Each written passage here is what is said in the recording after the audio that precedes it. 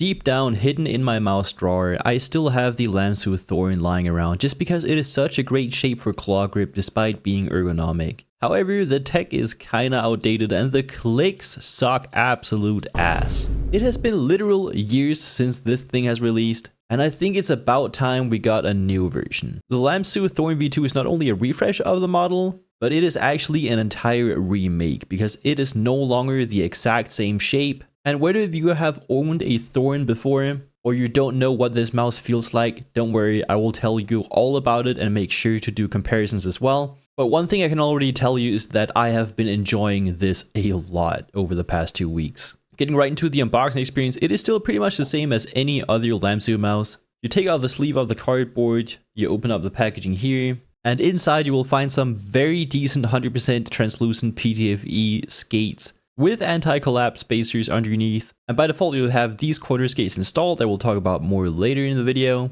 You then also get some grip tape that is a bit on the thicker side. It doesn't feel that grippy, and I also don't think that this will be really good for sweaty hands. You also get these dot skates that are rounded but don't look too high quality. But if you're on a glass pad, those are always nice to have included. Then obviously you get the mouse itself that looks like this. And as you can see here on the right side of my screen, you can also get it in a ton of different other colors, including a purple version that looks absolutely stunning. And then you also get this funky looking receiver that I personally really don't like the looks of, that has 3 LEDs here on top that display your battery status, polling rate, and also the DPI. And then there's also the USB-C connector here in the back that does seem big enough for most cables. And the receiver itself is rather light, so it might fly off your desk if you use it with a very stiff cable. Before we get into the build quality, I wanted to let you know that I stream frequently over on Twitch, and if you're watching this video at the moment as it goes live, I'm actually live on Twitch right now giving away a copy of the Thorn V2, so definitely make sure to step by to get your chance of winning your copy over at twitch.tv/jkufps.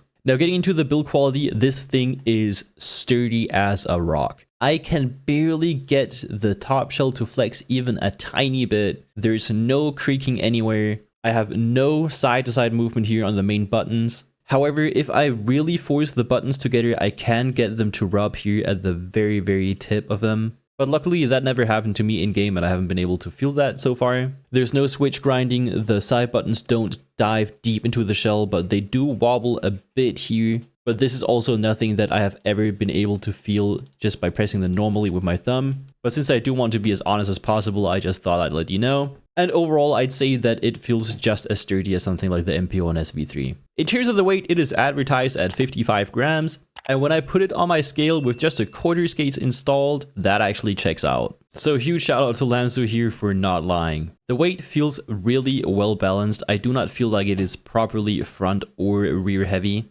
And in general, I have never felt like I wanted this mouse to be a lot lighter since it just feels dispersed really well over the rather large shape. Now let's get into the meat and potatoes of this video and compare it directly to the original Thorn. If you want a full spec comparison, I'll throw it up on screen here for you guys right now. And the biggest difference that you probably will feel is going to be the MCU, which is now a Nordic 54H20. Which is currently the highest performing MCU that we can put in our mice right now, but I also do want to let you know that it draws power like crazy. So we will have to talk about the battery life later in this video for sure. It also does come with a PixArt 3950, but the main comparison that I want to make for you guys here is going to be the shape and the size. The Thorn V2 is no longer the same exact shape as the first version. And here are the two differences that you will feel. First of all, the mouse is 5mm longer, so it does feel a bit more elongated. And you can clearly see that with my personal grip over here on the V1, where I have little to no space here in the front when gripping it. And then over on the Thorn V2, I still have more than enough surface area on the buttons.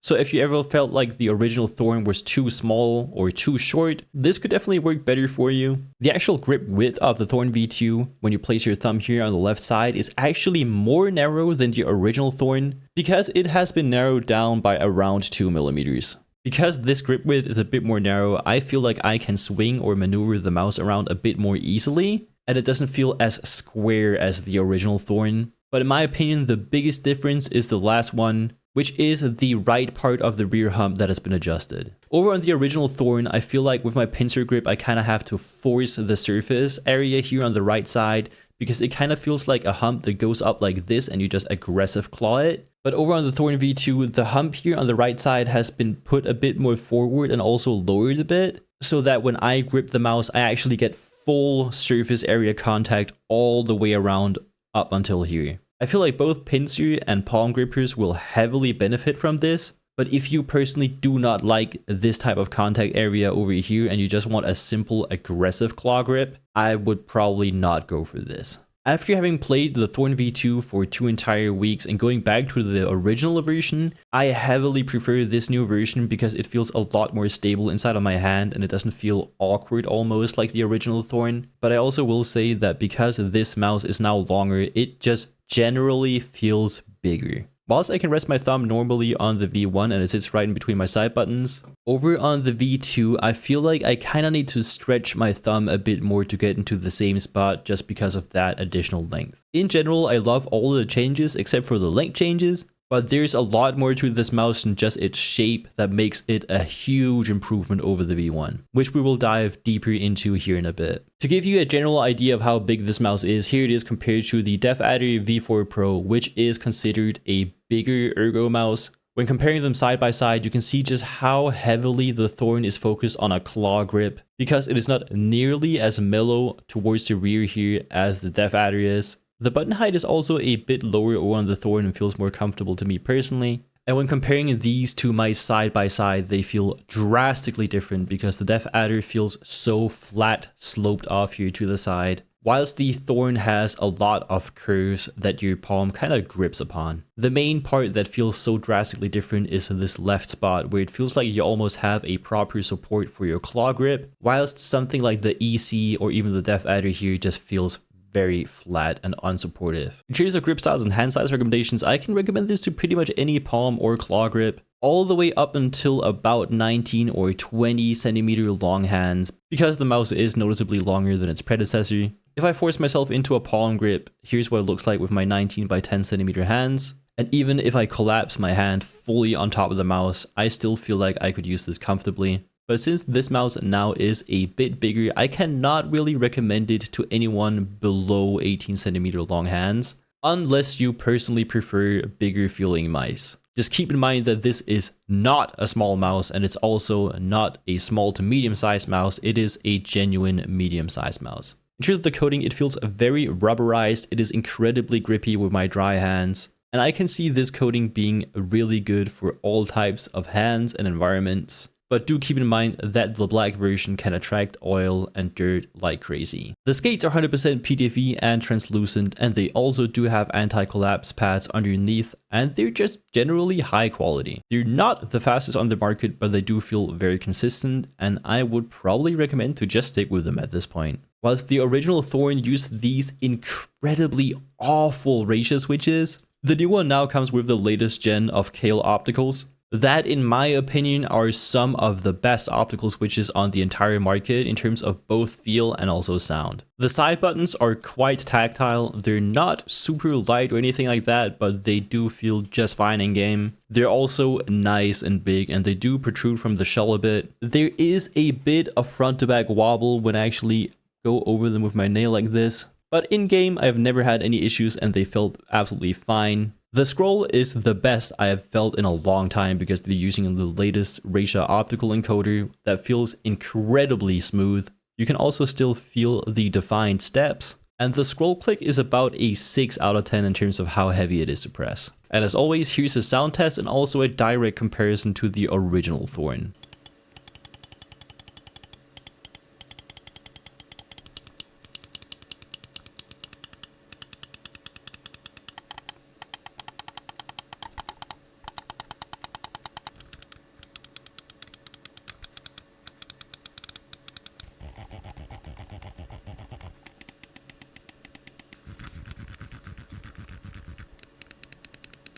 In terms of the sensor position on the original Thorn, it was placed ever so slightly above the center, which felt really nice to play with. And over on the new Thorn V2, I feel like it is placed in around the same spot, but because the mouse is longer and the way that I grip it personally, it feels like it has been moved a bit more forward, which I feel like is going to feel nice and responsive for most people out there. And if you don't know what sensor position is and how it affects your aim, check out link down in the description below. In terms of the battery life, because they use a very power hungry Nordic 54H20, it does not last you a long time. If you turn on competitive mode, especially the 20k FPS static, you will have to charge your mouse after about 12 hours. When using something like 2K polling, for example, and in my 2 weeks of testing, I've already had to charge this mouse at least 3 times. Most people are not going to notice 20k FPS scanning anyway, so I would probably just recommend you to turn it off if you want better battery life. But in general, this mouse is all about performance, and if you care more about power efficiency, probably just don't go for this.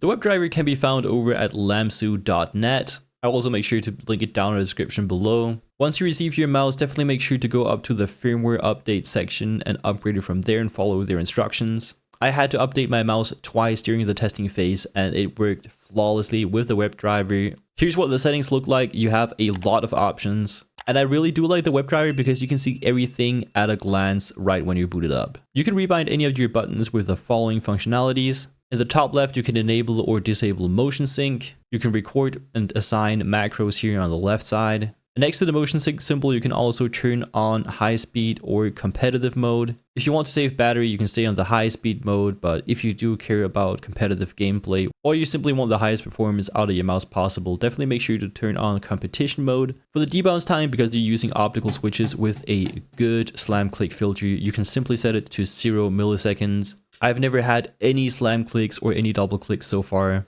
In the top right corner, you can enable 20k FPS, and if you still don't know what this does and if you want more advice on mouse settings in general, Melon FPS actually made a really good video about mouse settings, which I will link down in the description below for you guys. Up here you can change your DPI and you can also enable XY split DPI if that is something that you're interested in. You can change the colors of your DPI profiles, you can change the amount of DPI profiles you want, you can set your polling rate all the way up to 8K, you can enable or disable the dongle LEDs, and you can also set each single LED to display whatever you want it to do here. You have 5 LOD steps, which is really nice to see. And over on the default setting, it feels very well calibrated on all of my mouse pads. The sleep time I set to 1 minute, but I will warn you that the wake up behavior is on the slower side on this mouse. And for the sensor rotation, you can set it anywhere between -30 and +30. Overall, I don't really think that this WebDriver is missing anything, and I do think that they did a great job. Now getting into the conclusion, who is this for and is it worth the upgrade from the original Thorn? I would say that some people coming over from the original are not going to be happy with the shape changes just because it does feel a bit longer.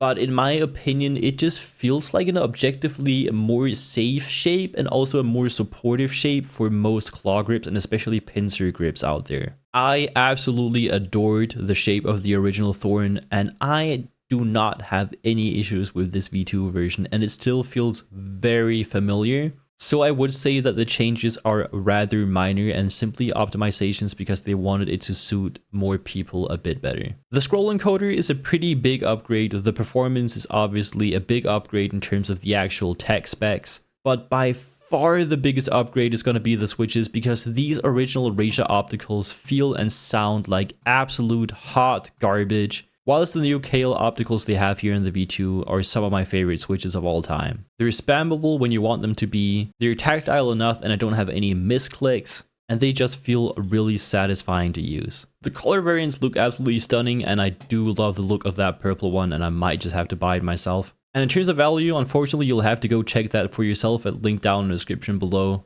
Because at the time of recording this video, I don't have access to the final unit pricing. I personally would be willing to pay up to $120 US for this thing because it is super high quality, the coding feels amazing, and I have no complaints about anything on this mouse so far. It feels just as solid as a vaccine mouse, the weight feels nicely balanced, and I do not find anything lacking with this thing. Besides this red and black color variant that I personally despise, I think that they did an amazing job over at LAMZU. And I'm so happy to see a new ergo mouse coming to the market that I can comfortably recommend to people. Because I feel like all of the mice that we get these days are either fingertip grip mice, symmetrical claw grip shapes, or maybe some asymmetric mice that don't have any tilt like this proper ergo Thorn. That's about it for this video though. If you do want a chance of winning a Thorn V2, and you're watching this video as it goes live, I'm actually live over on Twitch right now over at twitch.tv/JacoFPS, giving a unit away to one of my viewers in chat. And even if I'm not live right now, definitely make sure to give me a follow and turn on notifications over there, since I do stream a lot of unboxings, gameplay, and more. Huge thanks to all of my members over here on YouTube and also all of my subscribers over on Twitch. I really appreciate you guys' support. And for the next video, we'll be going to check out the Ninjutsu Sora V3, which has had quite the interesting launch to say the least. Anyway, I'll catch you guys pretty soon, and peace out.